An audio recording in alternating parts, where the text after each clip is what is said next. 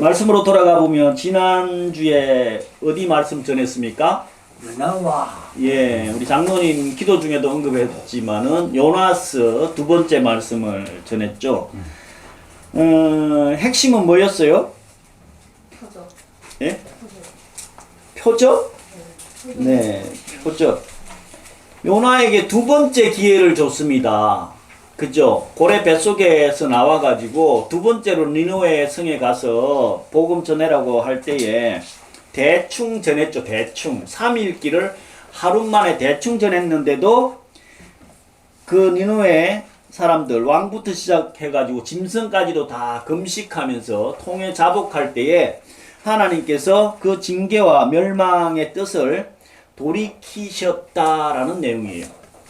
우리가 아무리 잘못하고 엉망진창으로 살다가도 하나님께 진정으로 회개하고 통해 자복하고 그 뜻대로 살기로 결단하면 과거는 다 잊어주시더라고. 묻어두시더라고.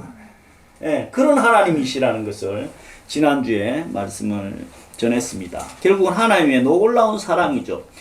요나스 다음이 어디예요? 미가. 오늘 나훔을 보니까 네 요나스 다음이 나훔인 줄 아는데 예 미가입니다. 미가스. 그 오늘 다 미가스 볼 줄 알고 우리 아까 일찍 오신 김기도 안수 집사님께서 왜 미가스를 안 보고 나훔으로 바로 넘어갔냐고 그러더라고요. 네. 미가스는 언제 많이 봐요? 언제 많이 들어요? 미가서? 성탄절이요? 예, 성탄절 크리스마스 때 되면 미가서를 꼭 봅니다. 왜요? 왜요? 예수님께서 어디에 태어날 것인지를 미리 장소까지 딱 지정을 해 놓으셨잖아요. 예. 어디에요? 예루살렘. 작은 골 베들레헴. 예. 미가서 5장에 나옵니다. 자, 미가스는 다음에 보기로 하고요. 왜 나훔을 굳이 오늘 그 다음 장인데 선택을 했느냐 하면 나훔에 관한 말씀이 1절에 보면 니느웨에 대한 엄중한 경고 곧 엘고스 사람 나훔의 묵시의 글이다. 어디에 관한 말씀이라고요? 니느웨. 니느웨. 요나스도 어디에 관한 말씀이었어요? 니느웨. 예. 어떻게 보면 요나스 2라고도 볼 수가 있고요. 또 이 요나스는 하나님의 사랑 어떻게 하든지 기회를 줘서 그 민족들 앞뒤 좌우 분간 못하는 12만 명이 사는 그 백성들을 하나님께서 기회를 주고 기회를 줘서 살려내는 사랑의 하나님을 증거하고 있는데 내용이 나훔서는 완전히 다른 내용이에요. 예. 한마디로 이야기하면 나훔서는요 하나님의 심판, 하나님의 징계와 멸망을 선포하는 내용이에요. 예. 그래서 똑같은 니느웨에 관한 말씀이긴 하지만 내용은 완전히 다르다. 그래서 이 나훔 하면 뜻이 뭐냐 하면은요 위로라는 뜻입니다. 위로. 네, 위로. 하나님의 위로. 누구에 대한 위로를 해줄까요? 누구에 대해서? 이스라엘 민족들. 왜요? 이 아수르 제국 수도가 니느웨잖아요. 아수르 제국에 의해 가지고 이스라엘 민족들이 얼마나 많은 고통을 당했는지 몰라요. 예. 거기에 대해서 하나님께서 위로해 주신다라는 내용이에요. 그래서 이 나훔이 이 뜻이 위로라는 말씀인데 1장 12절에 보면은요. 여호와께서 말씀하시기를 그들이 비록 강하고 중다할지라도 많을지라도 반드시 멸절을 당하리니 그가 없어지리라. 내가 전에 너를 괴롭게 하였으나 다시는 너를 괴롭게 하지 아니할 것이라. 이제 내게 지은 그의 멍에를 내가 깨뜨리고 그의 결박을 끊으리라. 이스라엘 민족 가족들이 당했던 그 결박과 멍에 슬픔과 고통을 니느웨를 징계함으로 인해 가지고 위로해 주겠다는 거예요. 다시는 괴롭히지 못하게 해주겠다는 거예요. 예. 나를 계속 괴롭히는 인간이 있어.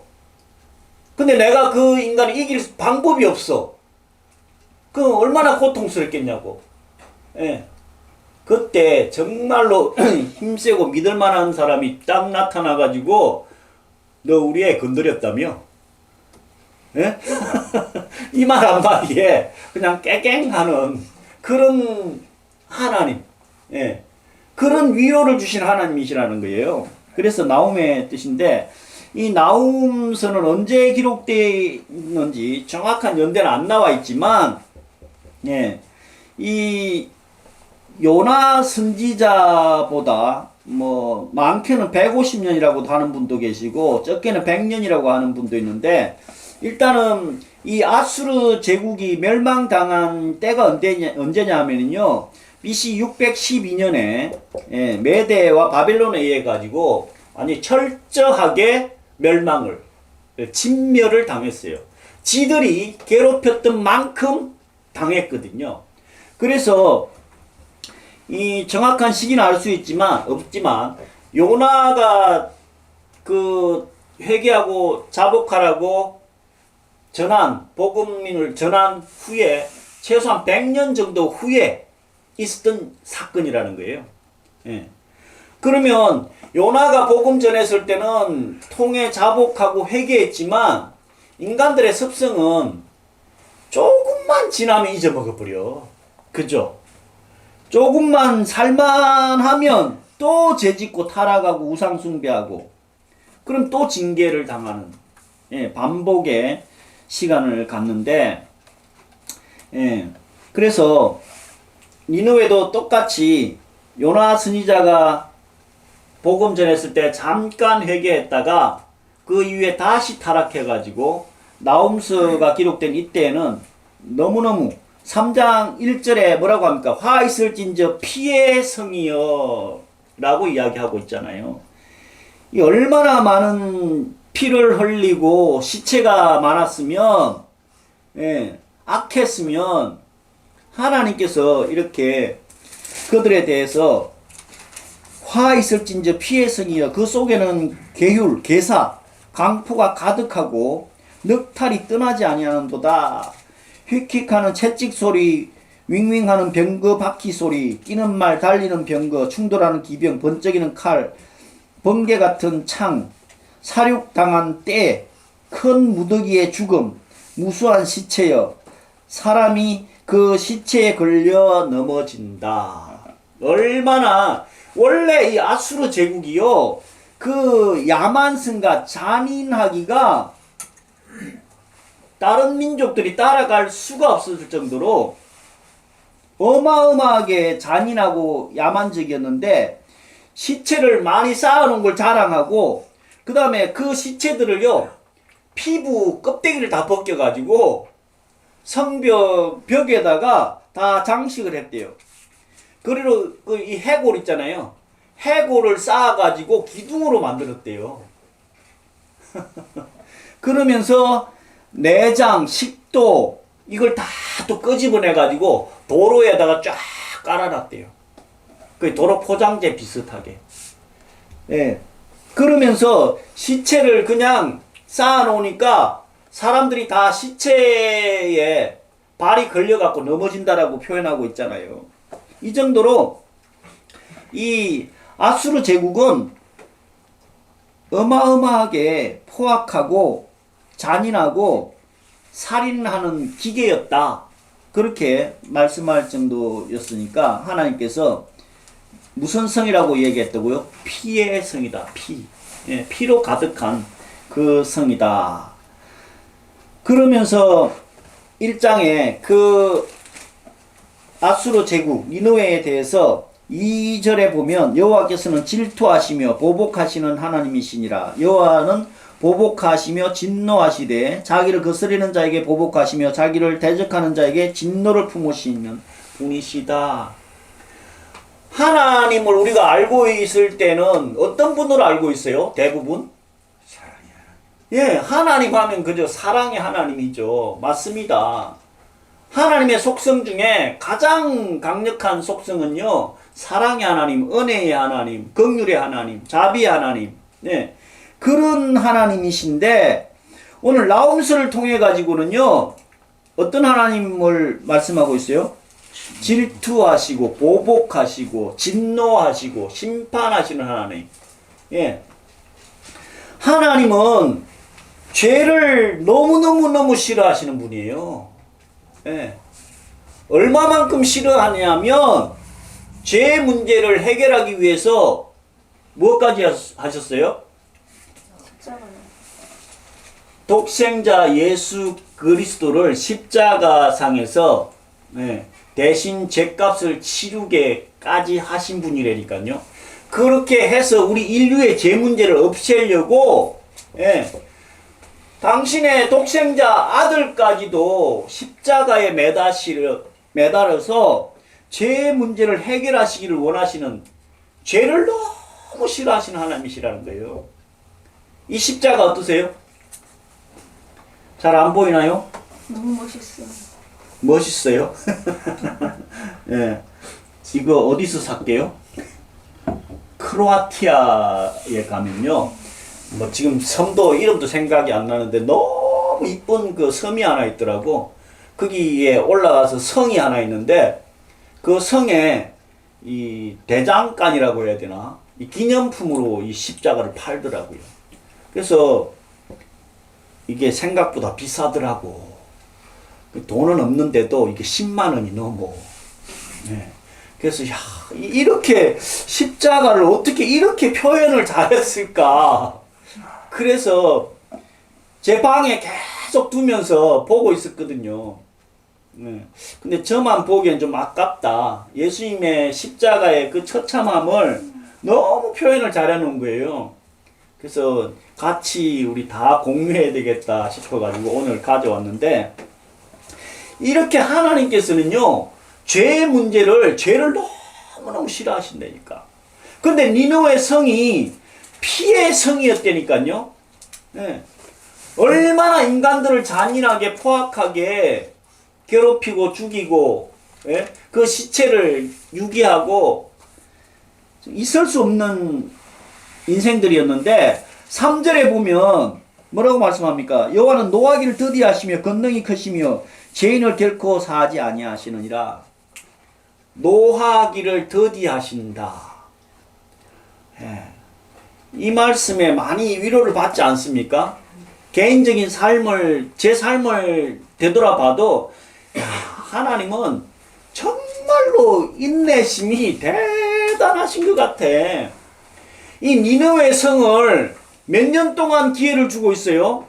요나가 복음 전했을 때에 잠깐 통에 자복하고 그 뜻대로 살겠다고 한 게 몇 년 안 갔다니까.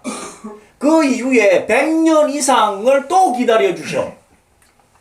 돌아오기를, 회개하기를, 자복하기를, 하나님의 뜻대로 살기를 기다리고 기다리고 기다리는. 정말 노하기를 더디하시는데 기다리다가 나중에는 어떻게 돼요? 진노하신다니까. 예. 성격이 좀 오래 참는 사람들 있잖아요. 여자들은 막 그때 막 무슨 포죠? 직사포라고 하나? 복사포라고 하나? 막 그때 난리지만, 예. 저는 엄청 인내력이 많은 사람이에요. 그래서 꾹꾹 참아. 네. 그래서 근데 하나님께서도 노하기를 더디하시고 엄청 인내력이 많은 분인데, 이런 사람들, 이런 분들이요, 한번 열받으면, 화나면 어떻게 돼요? 우리 홍민순 집사님 남편분도 인내력이 많은 것 같은데, 네, 한번 폭발하면 쌍코피 터지죠? 아, 아니에요? 끝까지 더 참아버리는구나. 아, 대단한 분하고 살고 계시네. 네. 하나님께서는 몇십 년, 몇백 년 참고 기다리시지만 한번 화나면, 예, 이 아수르 제국을 8절에 보면은요, 노아몬 같이 된다라고 말씀을 하고 있어요. 예.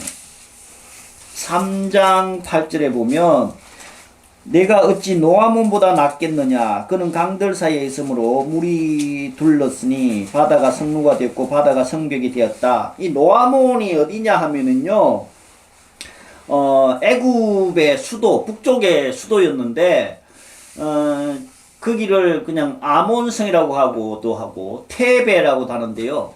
요즘은 이집트 여행을 가면 꼭 들리는 데가 있어요. 어디냐면 룩소라는 데예요. 룩소.